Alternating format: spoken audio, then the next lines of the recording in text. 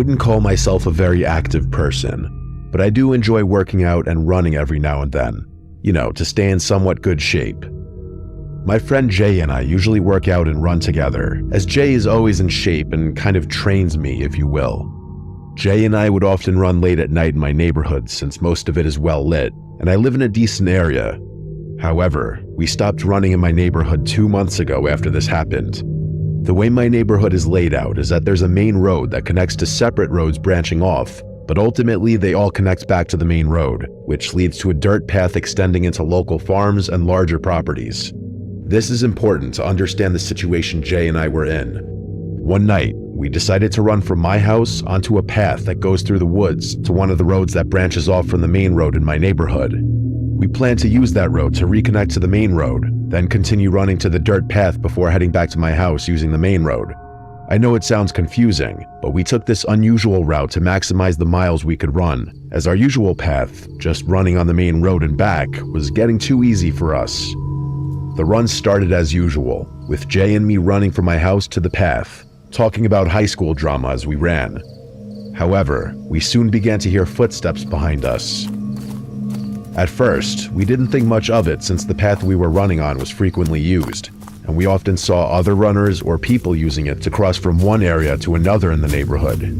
But as we continued, the footsteps remained behind us, mirroring our speed. When we picked up the pace and ran quickly, the footsteps followed suit. When we slowed down to a jog or walk for a moment, so did they. At this point, Jay and I were obviously a bit nervous and freaked out, but we were almost to the well-lit road. When we finally exited the path onto the road, we looked back and saw no one behind us. We both exchanged the same what the f*** look and decided it was probably just another runner trying to keep their distance from us. We continued onto the side road that led to the main road of my neighborhood and followed the main road all the way to where it turned into the dirt path. At this point, we were both still feeling good and decided to push on, running further down the dirt path. However, unlike the main road, this path had no streetlights and was lined with trees, creating an ominous atmosphere at night. Jay and I ran about a mile down this road before deciding to turn back. As we turned, I caught a glimpse of a dark figure quickly darting into the trees on the left side of the road. This immediately reminded me of the footsteps from earlier, and I began to feel noticeably uneasy. I told Jay that I had seen a figure jump into the trees along the path that we needed to take back. He dismissed it, saying I was just being paranoid and seeing things because of how far we'd run. I almost believed him and started doubting myself, so we began making our way back to my house. We ran past the spot where I had seen the figure with no issues, but just as we were about to reach the main road again, we heard rustling about 20 feet behind us in the trees. We turned around and saw a figure standing in the middle of the dirt road. The figure was facing away from us and was dressed in a black hoodie, along with very ripped and dirty khaki pants and black shoes. At this moment, I was more scared than I had ever been in my life. It felt like my heart was going to fly out of my chest. It was beating that hard. Jay looked at me, then back at the figure, and said, "What the hell are you doing?" But stopped mid-sentence when we both heard the person start laughing. It was an awful, cackling, cringe-inducing laugh. Then, as we stood frozen, the person turned to look at us, still laughing, before suddenly stopping. Now, he just stared at us with a glare that still haunts me to this day.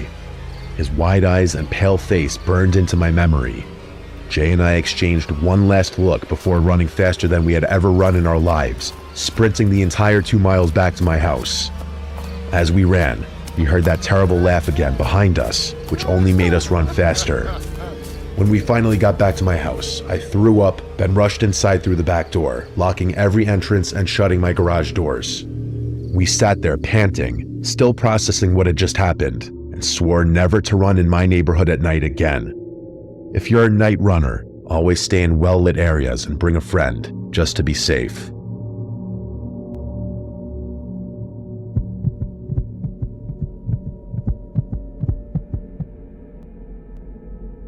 As a high school junior, I ran cross country and track, and I loved running alone.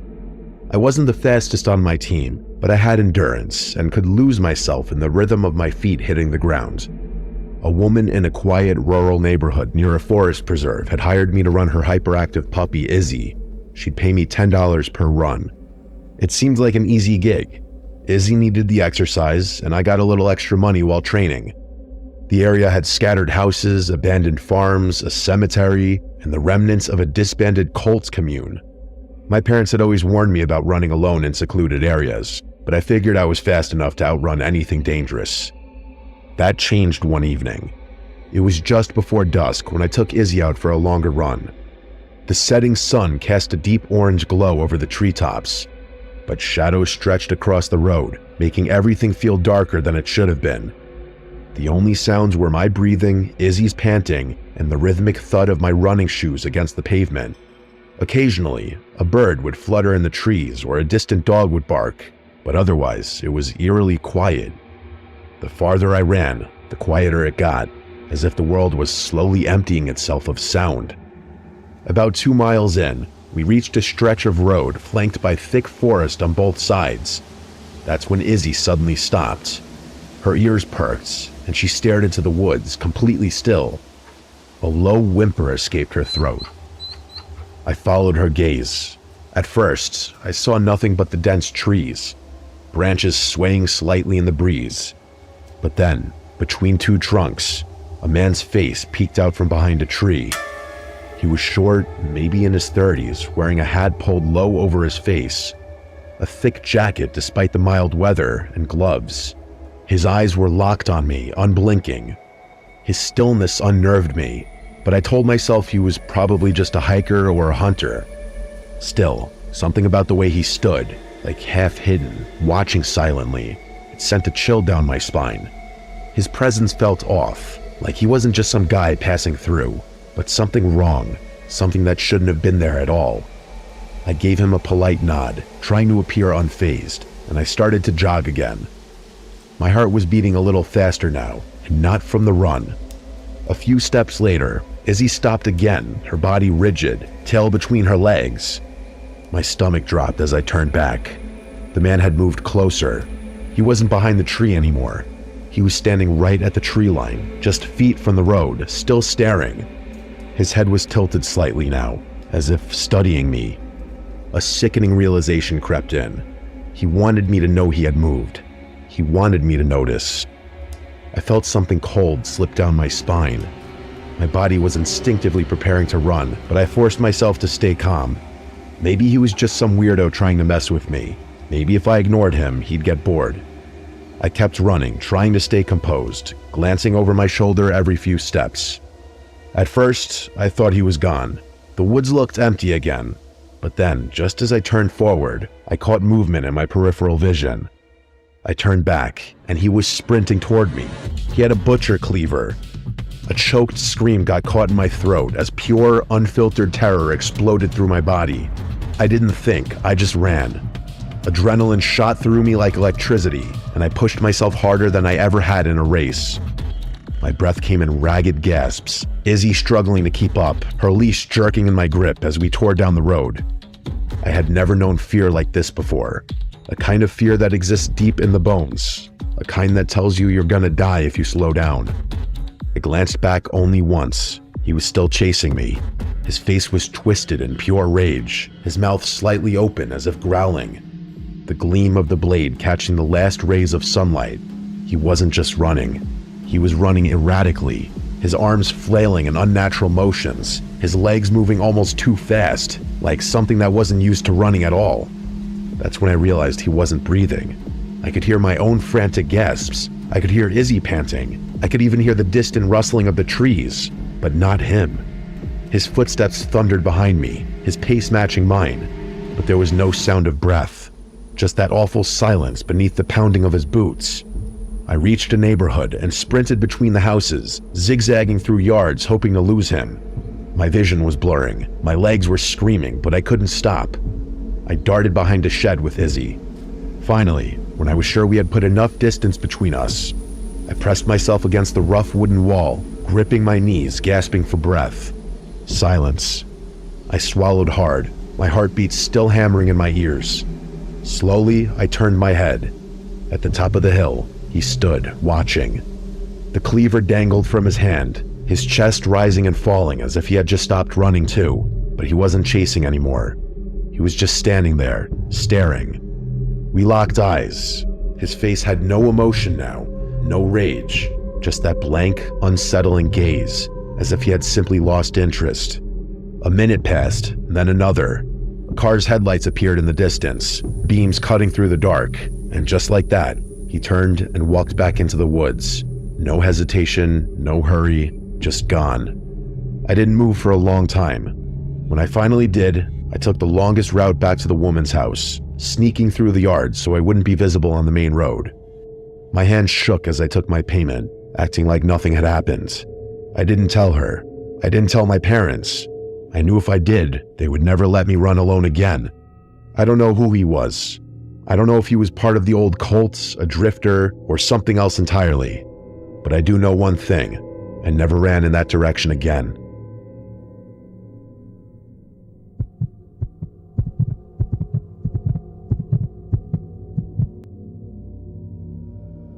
This is a story spanning nearly 7 years, so I will try to be as straightforward and to the point as possible. I live in a suburban neighborhood surrounded by rural countryside. There's nothing but open fields and winding country roads around it, and it's practically impossible to get anywhere without a car. It is a very beautiful place, but very secluded. As a result, I often feel confined here, which has only gotten worse during quarantine. The first time I remember seeing something suspicious was when I was 9 years old. My little brother and I, who was 7 at the time, were taking our dogs down towards the front of our street, near the main road. We were casually talking and not paying much attention to what we were doing. Suddenly, we heard somebody call to us, "Hey, come here." A big, white SUV was parked at the start of our street, and a man was sticking his hand out the window, motioning for us to come over. I remember distinctly that it was a tall white guy with curly blonde hair. My little brother started to walk his way, but I stopped him. I'm a very paranoid person, and I'd heard all the horror stories about kids being lured into vans, never to be seen again. I led us off in the other direction, back to our house, while also keeping an eye on the guy in the car. When he saw that we were leaving, he turned his car around and drove off. Upon arriving home, I told my mom about it, but she dismissed it, saying he was probably just going to ask us for directions or something like that. It scared me a little at the time, but I didn't think much of it until now. A year later, during Halloween of 2014, another incident happened. A black sedan was apparently following trick-or-treaters down the street. When a parent approached it, it tried to run them over before driving away and out of sight. To make matters worse, the license plates appeared to have been taken off. I didn't see any of this myself, but some of the adults in the neighborhood had made a big stink about it, and I was given yet another "don't talk to strangers" lecture. People were especially sensitive about this kind of thing at the time, since the murder of Hannah Graham had recently taken place in my area. Fast forward another 4 years to summer break in 2018. Some neighbors of ours were out of town on vacation, and they asked me if I could pet sit for them while they were away.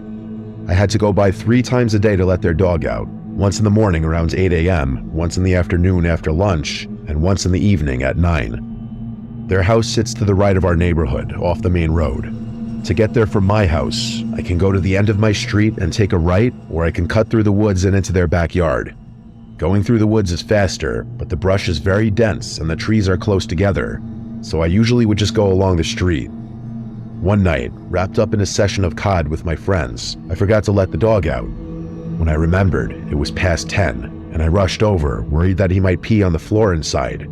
It was pitch black out, and I couldn't see anything but the beam of my flashlight and the glowing stars in the sky. Luckily, the dog had been able to hold it, so I let him out as usual. After he went, I brought him back in and was prepared to leave again when I looked out the window and saw a black sedan parked next to the driveway. This made me uncomfortable since I was pretty sure it wasn't there when I first showed up at the house. There were no other houses nearby, and I knew for a fact that the owners weren't coming back for another few days. After debating what I should do for a few minutes, I finally decided to go back and cut through the woods.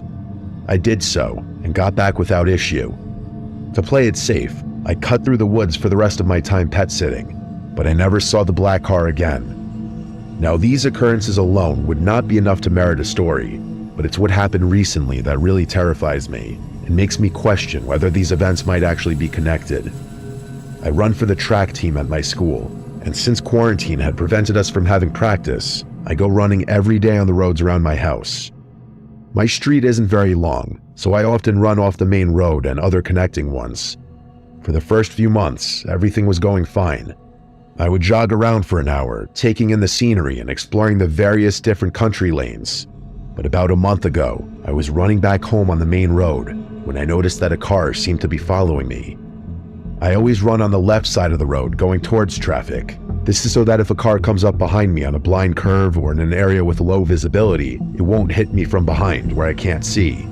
The car, coincidentally a large white SUV, was on the other side of the road, going about the same speed I was jogging.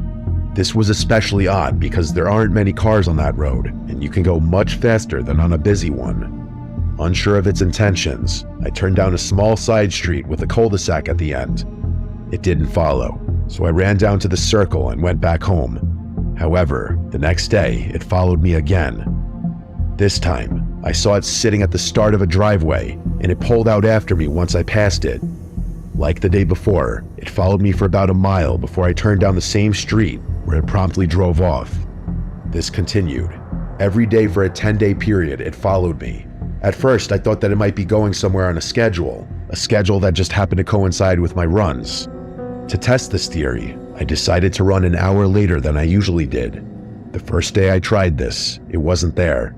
The next day, though, I was disturbed to see that it was once again following right behind me. This definitely unnerved me, but I was hesitant to tell my parents because I was worried they'd forbid me from running. Furthermore, it hadn't attempted to do anything yet, so I decided I could put up with it as long as I was careful and watched it closely. On the 11th day of being followed, I turned down the side street to see a black sedan sitting at the end. At first, I thought nothing of it. There were a few houses on the street, and it likely belonged to somebody who lived there. But as I began to get closer, I noticed something odd. Underneath the car, barely visible, was the silhouette of a person. They barely fit and were huddled on the far side to avoid being seen. I immediately got chills and ran off in the other direction, looking over my shoulder to make sure they stayed put. To make matters worse, I saw that white SUV, which usually drove away, was sitting at the top of the street, penning me in. I was feeling panicky now, and decided that I preferred the evil I knew to the one that I didn't, so I picked up the pace and tried to sprint by the SUV. When I was within a few feet of it, a man jumped out and ran after me. I easily outpaced him, and thank God that my months of training had paid off. When it became clear he couldn't catch me, he yelled at me to come back and said he just wanted to talk. I responded with 2 fingers, if you catch my drift, and I sprinted the remaining mile back to my house. I finally broke down and told my mom, who got me on the phone with the police. Sadly though, since I didn't get a license plate, there wasn't much they could do. They promised that they would look into it, but as far as I can tell, nothing has been done. These experiences have haunted me for the past couple of weeks, and with all my spare time, I've had a lot of time to contemplate the situation. After connecting the dots, it's clear to me that these men have been trying for multiple years to kidnap a child from our street. There are quite a lot of children in my neighborhood, which explains why they frequent it so often. It worries me that somebody less cautious than myself might find themselves in a similar situation and fall prey to these predators. I still have nightmares about the man who chased me down the street. He was very tall with blonde curls, the same man who tried to abduct me when I was 9 years old.